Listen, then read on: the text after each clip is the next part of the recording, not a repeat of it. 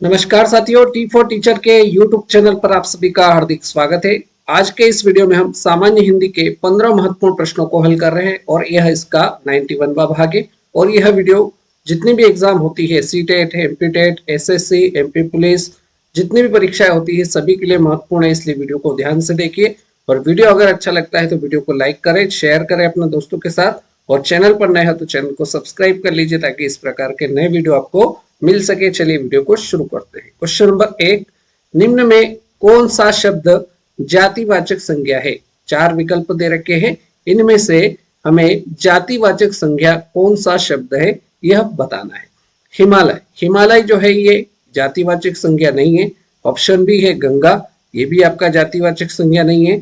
अगला है विकल्प पवित्रता, ये भी आपका जातिवाचक संज्ञा नहीं है। जातिवाचक संज्ञा जो है नदी, क्योंकि नदी में जितनी भी नदियां है भारत में, देश में, विदेश में, सारे विश्व में जितनी भी नदियां सभी आ गई, इसलिए आपका जातिवाचक संज्ञा अर्थात ऑप्शन डी प्रश्न संख्या 1 का बिल्कुल सही उत्तर रहेगा।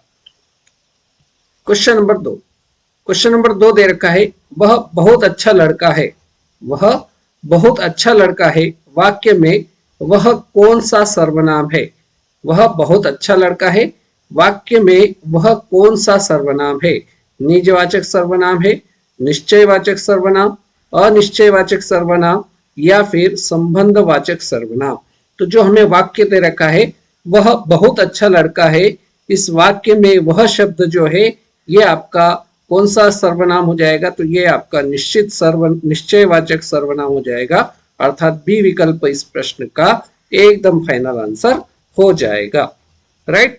Next question, question number 3। Question number 3 है, उपर्युक्त शब्द का सही संधि विच्छेद होगा। उपर्युक्त शब्द है, इसका हमें संधि विच्छेद बताना है।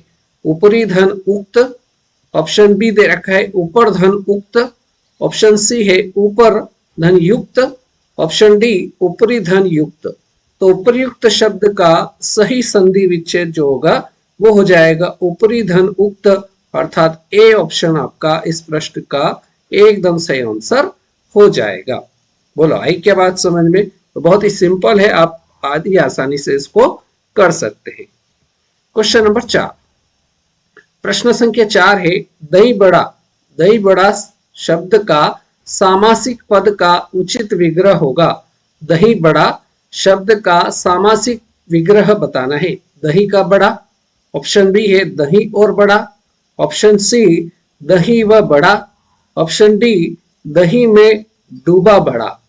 तो दही बड़ा शब्द का सामासिक पद का उचित विग्रह जो होगा वो हो जाएगा दही में डूबा बड़ा, अर्थात डी ऑप्शन इस प्रश्न का एकदम सही आंसर हो जाएगा। Right. Next question, question number 5। माँ बच्चों को दूध पिला रही है। माँ बच्चे को दूध पिला रही है में कौन सा कारक है? वाक्य क्या दे रखा है? माँ बच्चे को दूध पिला रही है, वाक्य में कौन सा कारक है? करण कारक, ऑप्शन बी है संप्रदान कारक, ऑप्शन सी अपादान कारक, ऑप्शन डी कर्म कारक। तो माँ किसको दूध पिला रही है? बच्चे को दूध पिला रही है। तो यहाँ पर कारक चिन्ह आया है को, तो को कहाँ आता है? तो कर्म कारक में आपका कारक चिन्ह जो आता है वो को आता है, इसलिए इस प्रश्न का सही उत्तर जो हो जाएगा वो कर्म कारक ऑप्शन डी बिल्कुल सही आंसर रहेगा। क्वेश्चन नंबर 6, अध कचरा। अध कचरा शब्द किस उपसर्ग से बना है? अध कचरा शब्द किस उपसर्ग से बना है?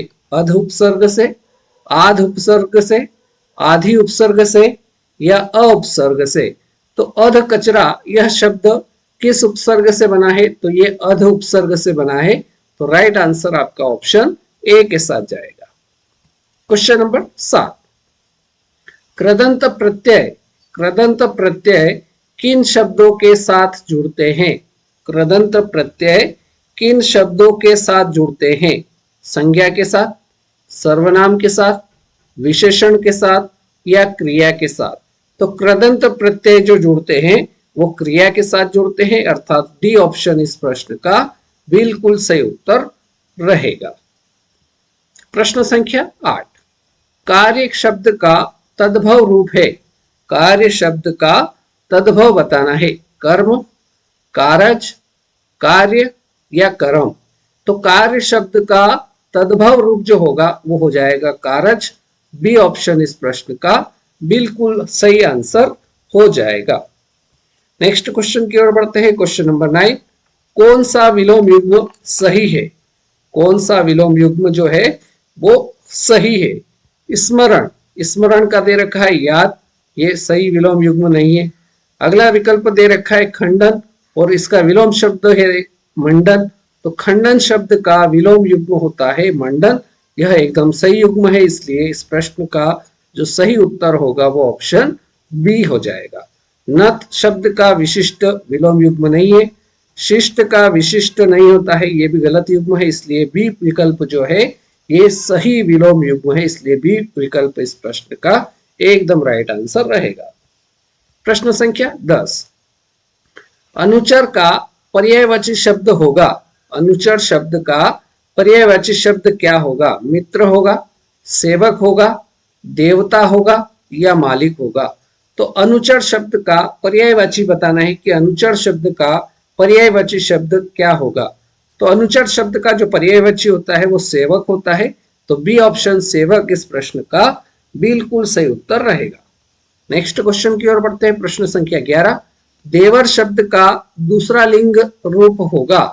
देवर शब्द का दूसरा लिंग रूप होगा देवर्नी, देवरानी, देवरानी या देवर्नी। तो देवर शब्द का दूसरा लिंग रूप जो होगा वो देवरानी होगा। इसमें नी में जो बड़ी मात्रा आएगी, इसलिए सी विकल्प इस प्रश्न का बिल्कुल सही उत्तर रहेगा। प्रश्न संख्या 12, क्वेश्चन नंबर 12 है, तम तमा शब्द के लिए सही अर्थ युग्म क्या है? तम तमा शब्द के लिए सही अर्थ युग्म बताना है। तो ये जो तम है इसका अर्थ क्या होगा और तमा का अर्थ क्या होता है, ये हमें इस अर्थ युग्म में बताना है। तो तम का अर्थ होता है अंधकार। तम शब्द का अर्थ क्या होता है? अंधकार होता है। और तमा का जो अर्थ होता है, तमा का अर्थ होता है रात्रि। तो हमारा जो युग्म बना वो बना अंधकार रात्रि। तो अंधकार रात्रि आपको ऑप्शन डी में दिख रहा है, इसलिए अंधकार रात्रि ऑप्शन डी इस प्रश्न संख्या 12 का बिल्कुल राइट आंसर रहेगा। राइट। नेक्स्ट क्वेश्चन की ओर बढ़ते हैं। प्रश्न संख्या 13, मोहन बाजार जा रहा है। मोहन बाजार जा रहा है, इस वाक्य में उद्देश्य है। मोहन बाजार जा रहा है, वाक्य में उद्देश्य क्या है? मोहन है, बाजार है, घूमना है या रहा है। तो इस वाक्य जो वाक्य हमें दे रखा है मोहन बाजार जा रहा है, इस वाक्य में उद्देश्य जो होगा वो मोहन हो जाएगा। उद्देश्य क्या होता है? तो उद्देश्य वाक्य का वह अंग होता है जिसके बारे में कुछ कहा जाता है। तो यहाँ किसके बारे में कहा जा रहा है? बाजार कौन जा रहा है? तो बाजार जा रहा है मोहन। तो यहाँ उद्देश्य जो हो जाएगा मोहन हो जाएगा, अर्थात ए ऑप्शन इस प्रश्न का बिल्कुल सही आंसर रहेगा। अब बारी है इस वीडियो के 14वें प्रश्न की। सर पर सवार रहना, सिर पर सवार रहना है, ये टाइपिंग मिस्टेक हो गई थोड़ी सी। सिर पर सवार रहना मुहावरे का क्या अर्थ है? सिर पर सवार रहना, इस मुहावरे का अर्थ क्या होगा? पीछे पड़ना, ऑप्शन बी है बाधक होना, ऑप्शन सी भाग जाना, ऑप्शन डी मरने मारने पर उतारू होना। तो सिर पर सवार रहना, सिर पर सवार रहना, इस मुहावरे का जो अर्थ होगा वो हो जाएगा पीछे पड़ना। ए विकल्प इसका बिल्कुल सही आंसर रहेगा। और अब बारी है आज के इस वीडियो के अंतिम प्रश्न, प्रश्न संख्या 15 की। प्रश्न नंबर 15 है, मोहन ने अविनाश को पढ़ाया। मोहन ने अविनाश को पढ़ाया, वाक्य में कौन सी क्रिया है? मोहन ने अविनाश को पढ़ाया, वाक्य में कौन सी क्रिया है ये हमें बताना है। संयुक्त क्रिया है, अकर्मक क्रिया है, सकर्मक क्रिया है या प्रेरणार्थक क्रिया है।